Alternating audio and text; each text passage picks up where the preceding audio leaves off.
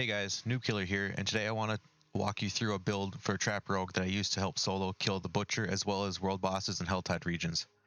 This build will also work to solo strongholds efficiently. But before we begin, don't forget to like, comment, and subscribe, as well as hit the bell icon to be notified of all future Diablo 4 videos. Now let's get into this. For a quick rundown, we're going to start with our skill tree and Paragon board, and then I will go over the items I have equipped and the aspects that are tied to those. And then finally, I will do a quick demonstration of the type of rotation for the skills.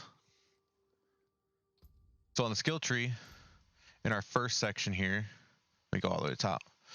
In our basic skills, I have Puncture with 1 rank in order to unlock Enhanced Puncture, which gets me 2 energy when Puncture damages a controlled enemy. And then I have my next skill being Primary Puncture. For every third cast of Puncture, it will also ricochet up to 2 times. Critical strikes will always ricochet. In the core skills, I'm running Barrage tied to Enhanced Barrage, where it ricochet chances increase to 100% for arrows that damage a vulnerable enemy or critically strike any enemy. Tied to Improved Barrage, every third cast of Barrage makes enemies vulnerable for 2 seconds. And then I also have 1 point into Sturdy to help get that close damage reduction. Now in Agility, because this is a trap build, I'm running 1 point into Caltrops. Along with Enhanced Caltrops, enemies take 3% increased damage from you each second they're in Caltrops. And then Disciplined Caltrops. You have a 5% critical strike chance against enemies inside your Caltrops, double this amount against vulnerable enemies. And I also have 3 points into Weapon Mastery for those added bonuses, 15% damage to healthy with daggers, 9% increased damage with swords, bows do 12% increased damage to vulnerable, and crossbows do 15% increased critical strike damage. In Subterfuge, this is where imbuement or a poison trap happens. I have 5 points into Poison Trap, along with Enhanced Poison Trap. Poison Trap knocks down enemies for 1.67 seconds. And countering Poison Trap. Poison Trap also has a 30% chance to reset your imbuement skill cooldowns when activated. In the next and then there's also 3 points into Exploit. So you do 18% increased damage to healthy and injured enemies. Healthy enemies have more than 80% of their life, and injured have less than 35% of their life. And then I have 3 points into Malice, where you deal 9% increased damage to vulnerable enemies. And then in imbuement skills, I have I'm running Poison Imbuement. I put 2 ranks in, but then my items add 3 more ranks, for a total of 5. I run Enhanced Imbuement. Poison Imbuement's poisoning duration is increased by 1 second. And then Mixed Poison Imbuement. Lucky Hit. Poison imbued skills have up to 30% chance to apply double the amount of poisoning damage over time. I'm also running 3 points into Precision Imbuement. Imbued skills gain 9% increased critical strike chance. 3 points into Deadly Venom. You deal 9% increased poisoning damage. 3 points into Debilitating Toxins. Poisoned enemies deal 15% less damage. 3 points into Alchemical Advantage. You gain 3% increased attack speed for each enemy you've poisoned up to 15%. In my ultimate, I'm running Death Trap, as well as Prime Death Trap. Enemies are pulled into Death Trap when it activates. And Supreme Death Trap. If Death Trap kills an enemy, its cooldown is reduced by 10 seconds. For passives in that region, I am running Trap Mastery for 3 points. When Poison Trap or Death Trap activates, you gain 12% increased critical strike chance against vulnerable and crowd-controlled enemies for 4 seconds. Adrenaline Rush for 3 points. While moving, you gain 15% increased energy regeneration. Haste for 3 points. While at or above 50% maximum energy, gain 15% increased movement speed. While below 50% maximum energy, gain 15% increased attack speed. And then for my key passive, I am running Exposure, Lucky Hit. Dealing direct damage to an enemy affected by a trap skill has up to 25% chance to A, reduce the cooldown of your trap skills by 20%, and B, drop a cluster of exploding stun grenades that deal 1,259 total physical damage and stun enemies for half a second. So a lot of this is stacking vulnerable damage and crowd control, and those are big things in this build. On the Paragon side, here's our base Paragon. We started down here. I went up to this rare node to get increased damage. Then I went up to my glyph and I socketed 50% bonus to all rare nodes within the range. So that ties into another damage percentage that I have. And then my next board is the trap board. First, I went over to Trapper, get 15% trap damage and 10% damage to enemies affected by traps. I also maxed out all the nodes around it. And then I went up to my legendary node on this one, which is Deadly Ambush. You deal 23% increased critical strike damage to enemies affected by your trap.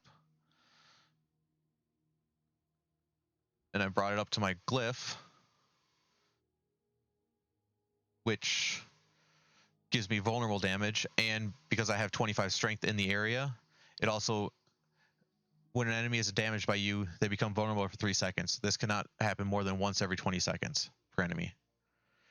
And then I started to work on my damage to enemies affected by trap skills. And then for my specialization, I'm running Preparation. Every 100 energy you spend reduces your ultimate skill's cooldown by 4 seconds. Using an ultimate skill resets the cooldowns of your other skills.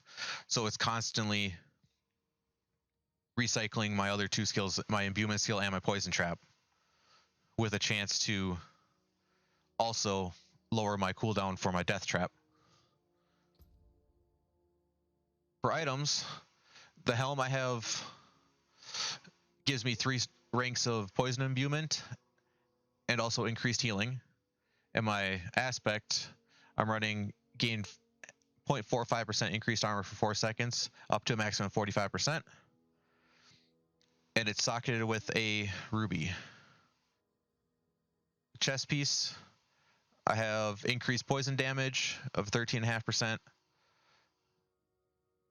37.6% cold resist, and 9% damage with dual wield weapons. It also has an aspect that gives me a barrier for 3,091 damage for 10 seconds if I attack an elite enemy. That can only happen every 30 seconds. I also have 2 more rubies in my chest piece. Gloves reduce my trap time set by 0.3 seconds. And the aspect gives me, when casting an imbuement skill, you trigger an imbued explosion around yourself, applying the imbuement effects and dealing 721 damage of the same type. So every single time I use the poison imbuement, it actually poisons the enemies in my area. The pants I have, while injured, your potion also grants 30% maximum life as barrier. So when I'm less than 35%, I use a potion. It gives me 30% barrier along with healing. It also has 11.8% damage reduction for close enemies, and it rolled max potion capacity. So with this, I have +3 potion capacity, bringing up my potions to 12 instead of 9. And then on the aspect, I heal for 33 life per second for each close enemy, up to 153 life per second. And there's also 2 more rubies in the sockets on that one, all for maximum life sustainability. Boots give me +3 max evade charges, so it puts it up to 4. 5.9% energy cost reduction, 35.7% lightning resistance, 33.7% cold resistance. And then with Lucky Hit, when you hit a crowd control enemy, there's up to a 40% chance for that crowd control effect to spread to another unaffected enemy. So it's just constantly spreading slow, poisoned, and other kind of aspects throughout the battle. On my crossbow, it rolled with double vulnerable damage, so it has 42% base and then I also have 45% added in for a total of 87%. It also rolled with critical strike damage with imbued skills at 34.5%, damage to enemies affected by traps at 25.5%, and damage to injured enemies at 72%. And because the aspect being on a two-handed, it doubles the values. So my imbuement skill effects have 72% increased potency against vulnerable enemies. And for the sockets, I have 2 emeralds, which each grant 10.5% strike damage to vulnerable enemies. Over on the amulet, I have gives me 24.8% resist all, 30% imbuement skill damage, 11.3% crowd control duration. It gives me some thorns, which aren't needed, but they are helpful. It also reduces the arm time of my traps by another 0.3 seconds, bringing it all the way down to 0.65 seconds for an arm. And then the aspect, when hit while not healthy, a magical bubble is summoned around you for 6 seconds. While standing in the bubble, players are immune. Can only occur once every 90 seconds. It helps with survivability in bigger battles. And then I have a skull socketed into the amulet for another 220 armor. My first ring has 31% cold resist, 31% lightning resist, and then it's also got 22.5% damage to injured, 22.5% damage to distant, and 22.5% damage to close enemies. It also has 16.5% damage to crowd control enemies. And then it also has lucky hit. Your marksman skills have up to a 10% chance to create an arrow storm at the enemy's location, dealing 2,238 physical damage over 3 seconds. You can have up to 5 active arrow storms. My basic attack and barrage both count as marksman skills, so it compounds the damage that enemies are taking when they're sitting inside of my poison traps. And there was also another skull in that one for another 220 armor. And the other ring I have gives 31.4% lightning resist, 31.4% poison resist, 15.0% damage to poisoned, 18% damage to close, 3.6% critical strike chance, 17.2% damage to slowed enemies. My caltrops do slow enemies, so it actually gives me increased damage through that.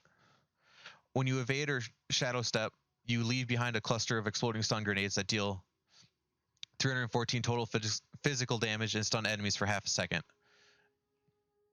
And then I also have another skull in that. And then for my one-handed weapons, I have 2 daggers. First one gives damage to close, overpower damage, 18% core skill damage, 11.3% damage to chilled, and 7.5% dot damage. Dealing direct damage to enemies affected by your traps has up to 32% chance to make them vulnerable for 3 seconds. And it is equipped with Emerald, so it gives another 10.5% critical strike damage, vulnerable. The second one is 21% damage to close enemies, 20.3% damage to distance, another 8.3% damage over time, another 11.3% damage to enemies affected by trap skills, and another 22.5% damage to slowed enemies.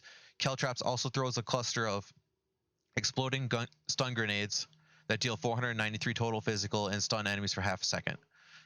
And then there's also another emerald inside of that one for another 10.5% strike damage. Now we're going to leave town so I can show you how this rotation works. So basically, when I go to attack an enemy, I drop my poison trap, I'll hit my imbuement when they're near, and then I run my death trap, which then resets my cooldowns, so then I can drop another poison trap, another poison imbuement, and then at the same time I'm also dodging through to drop the stun grenades and caltrops to dodge also. And when I have enough energy, I'm also running my core skill.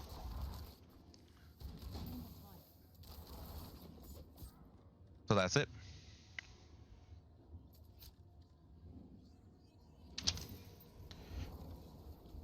Once again, This is Noob Killer, and thanks again for watching. You can catch the action live over on twitch.tv. Follow my Twitter to stay up to date on all the things going on with YouTube and streaming. Links for both will be in the description down below. I will see you guys in the next video.